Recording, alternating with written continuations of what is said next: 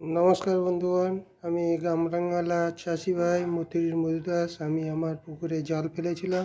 এই জালে খিতে দেখুন কত বড় বড় মাছ পড়েছে। দেখুন একটি রুই মাছ, এই একটি রুই মাছ, এই একটি রুই মাছ। আর দেখুন কত ছোটো ছোটো বাটা মাছ পড়েছে। এই দেখুন অনেক বাটা মাছ পড়েছে। এক খিতে দেখুন 20টার মতো বাটা মাছ পড়েছে, 20টার মতো বাটা মাছ পড়েছে। এই দেখুন রুই মাছগুলো সাইজ দেখুন, রুই মাছগুলো এই দেখুন রুই মাছের সাইজ। আর বাটা মাছ দেখুন কত সুন্দর সুন্দর বাটা মাছ পড়েছে। এই দেখুন আমরা এগুলোকে সব নিয়ে আসছি ঘরে খাওয়ার জন্য। এই দেখুন বাটা মাছ দেখুন, এক খেতে কত সুন্দর সুন্দর বাটা মাছ পড়েছে। এইটাকে আমরা জলে যাবি না রাখছি, একটু পরে এগুলোকে আমরা রান্নার জন্য কাটবো। এই দেখুন বাড়িতে যদি আপনারা এরকম বাটা মাছ চাষ করেন খুব সুন্দর সুন্দর বাটা মাছ হবে।